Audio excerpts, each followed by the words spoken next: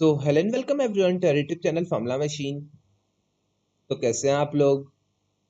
I hope सभी अच्छे होंगे। इस वीडियो में भी मैंने आपका ही डाउट लिया है, जो कि आपका डाउट आ रहा था कि भैया अगर हम क्वालिफायर्स एग्जाम में फेल हो जाते हैं या फिर अगर हम क्वालिफायर्स एग्जाम में एब्सेंट हो जाते हैं तो हमें क्या करना पड़ेगा, क्या हमें एक और चांस मिलेगा या फिर हमें नेक्स्ट टर्म में फिर से फॉर्म फिल करना होगा। तो ये आपका जो एक डाउट था वो बहुत लोगों ने मुझसे पूछा था, तो मैंने सोचा इस पे एक वीडियो ही बना के आप लोगों को बता देते हैं। ओके, तो इस वीडियो में हम यही देखेंगे कि अगर आप क्वालिफायर्स एग्जाम में फेल हो जाते हैं या फिर अपने क्वालिफायर्स एग्जाम को किसी भी रीजन से नहीं दे पाते हैं तो आप लोगों को क्या करना है। ओके, तो क्वालिफायर्स एग्जाम आप दे रहे हैं तो आई थिंक आपकी रेगुलर एंट्री ही होगी। रेगुलर एंट्री में आई थिंक आप सभी को प्रोसेस पता होगा। 4 वीक का आपके पास कंटेंट आने वाला है। 4 वीक में आपको इंग्लिश 1, मैथ्स 1, स्टैट्स 1 और सीटी आपको पढ़ाया जाएगा। ओके, हर वीक में आपके असाइनमेंट्स आएंगे। असाइनमेंट्स आप सभी को सबमिट करने हैं। असाइनमेंट्स का भी मैं एक बार आपको क्लियर कर देता हूँ। बहुत लोग पूछ रहे थे भैया असाइनमेंट्स मैंने 2 वीक के नहीं सबमिट किए, 1 वीक का नहीं सबमिट किया, तो क्या मुझे हॉल टिकट मिलेगा या नहीं। तो मैं वो चीज भी यहाँ पे क्लियर कर देता हूँ पहले, फिर उसके बाद मैं चलता हूँ अगर आप एब्सेंट हो जाते हैं एग्जाम में तो आपको क्या करना है। ओके, क्वालिफायर्स एग्जाम का आपको 4 वीक का 4 असाइनमेंट्स आने वाले हैं और आपके यहाँ पे 4 सब्जेक्ट्स रहने वाले हैं। ओके, तो जैसे ही यहाँ पे पहले हम देख लेते हैं eligibility to appear for qualifiers exam regular entry. तो रेगुलर एंट्री वालों स्टूडेंट्स की बात यहाँ पे हो रही है।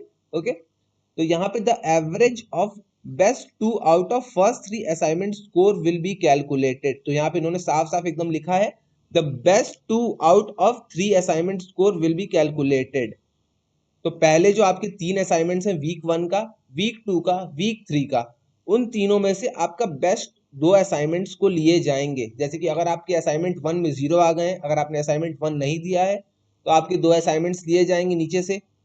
जिस असाइनमेंट में तो 1, 2, 3 जिन असाइनमेंट्स में आपके ज्यादा मार्क्स हैं वो 2 आपके असाइनमेंट्स लिए जाएंगे। ओके, उनके एवरेज स्कोर कैलकुलेट किए जाएंगे और वो जो आपका एवरेज स्कोर है वो आपका 40% होना चाहिए जनरल वाले स्टूडेंट्स के लिए। SC ST के लिए 30% होना चाहिए। OBC और EWS के लिए वो 35% होना चाहिए।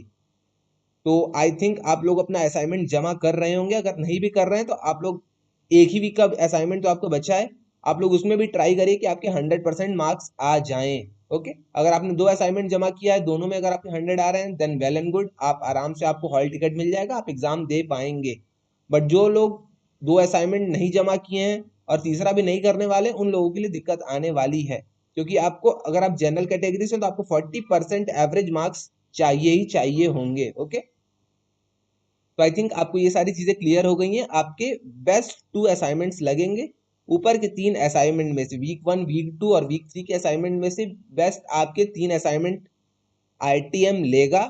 देन आपका क्वालिफायर एग्जाम का हॉल टिकट आएगा। ओके, तो आप लोग भी एक बार घर पे खुद से भी कैलकुलेट कर लीजिएगा कि अगर आपने 2 असाइनमेंट नहीं दिए हैं और तीसरे में अगर आप 100% स्कोर करते हैं या फिर उससे कम 90-80 करते हैं तो आप लोगों को हॉल टिकट मिलेगा या नहीं। आई थिंक सबको एवरेज निकालना तो आता ही होगा। ओके,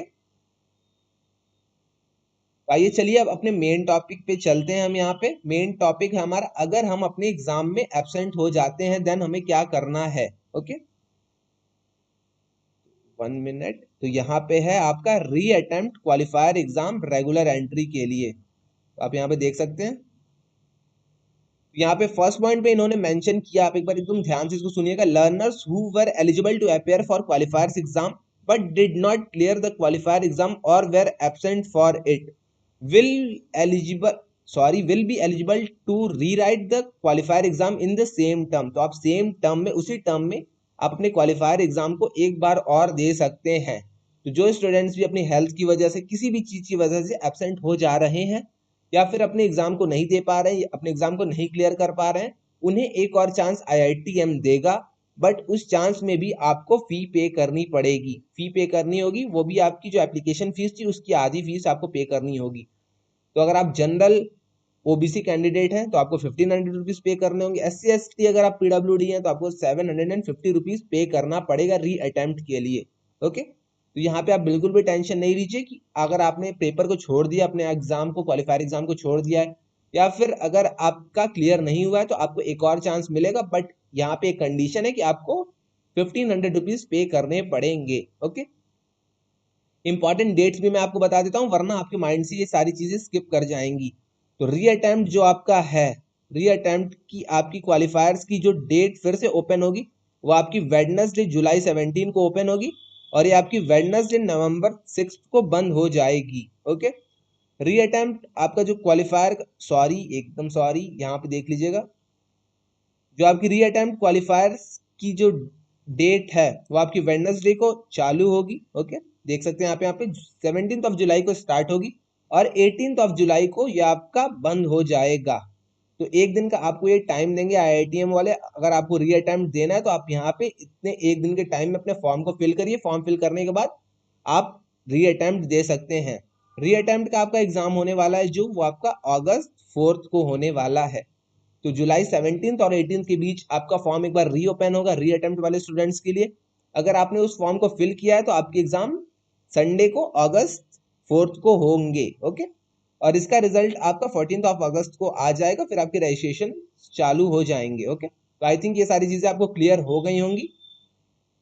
अगर आप एब्सेंट हो जाते हैं तो आपको कुछ नहीं करना, आपको बस 1500 रुपीज पे करने हैं। 1500 पे करने के बाद आप अपने री अटेम्प्ट के एग्जाम को दे सकते हैं। री अटेम्प्ट की डेट मैंने आपको बता दी, 17 और 18 को आपको अपने फॉर्म को फिल करना होगा 1500 रुपीज पे करके। सेम यही सारे प्रोसेस वहां पे भी रहने वाले हैं। ओके, यहाँ पे एक और चीज, यहाँ पे मेन हेडिंग है, learners who are not eligible to reattempt और डू नॉट क्लियर द री अटेम्प्ट एग्जाम।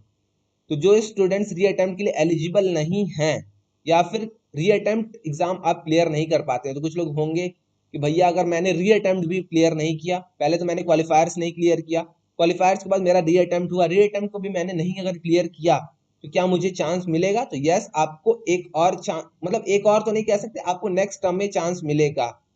बट यही चीज है कि आपके 4500 रुपीज पूरे वेस्ट हो जाएंगे। 3000 वो आपका हो गया, 1500 ये हो गया, आपके पूरे 4500 रुपीज वेस्ट हो जाएंगे। आपको नेक्स्ट टर्म में फिर से 3000 रुपीज पे करके फिर से रजिस्टर करना पड़ेगा। ओके, तो यही चीज यहाँ पे लिखी हुई है, learners who are not eligible to rewrite और डू नॉट क्लियर द री attempt exam may try again by applying again for the next term. तो आप नेक्स्ट टर्म में फिर से अप्लाई करिए।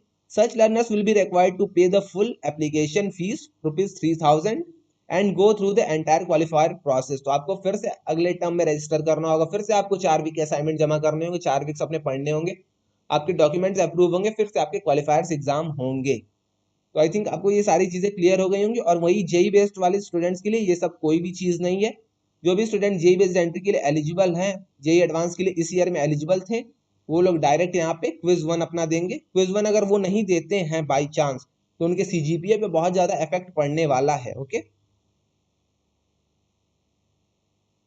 तो आई थिंक सारी चीजें अब आपको क्लियर हो गई होंगी। अगर आप क्वालिफायर एग्जाम नहीं देते हैं तो आपको एक री अटेम्प्ट मिलेगा, आप री अटेम्प्ट एग्जाम दे दीजिए। अगर आप क्वालिफायर एग्जाम में एब्सेंट हो जाते हैं तब भी आपको री अटेम्प्ट मिलेगा, आप वहां पे री अटेम्प्ट दे दीजिए। री अटेम्प्ट देने के लिए आपको 1500 रुपीज फीस पे करनी होगी। री अटेम्प्ट की डेट्स जो आपके फॉर्म खुलेंगे री अटेम्प्ट के, जुलाई 17, जुलाई 18 को खुले रहेंगे। एक दिन के लिए स्टार्ट करते हैं अपने विंडो को। ओके, री अटेम्प्ट का एग्जाम की डेट मैंने बता दी, आप एक बार जाके देख लीजिएगा, अगस्त 4 थी। ओके, तो यही सारी चीजें हैं यहाँ पे, आप एक बार इन सारी चीजों को ध्यान से देख लीजिएगा। ओके,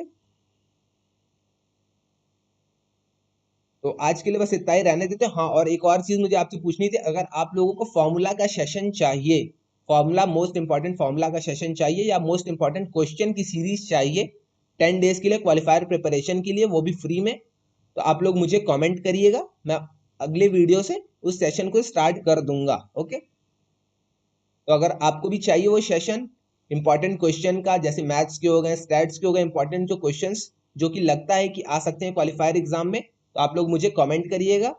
मैं इसी वीडियो के नीचे आप कमेंट करिएगा, मैं वहां पे अगर देखता हूँ कमेंट ज्यादा अच्छे खासे आए हैं तो अगले वीडियो से या फिर उसके नेक्स्ट डे से हम लोग स्टार्ट कर देंगे ये सारे अपने सेशंस। ओके, मैथ्स के रहेंगे, उसमें स्टैट्स के रहेंगे, आपके इंग्लिश के रहेंगे, सीटी के भी रहेंगे। ओके,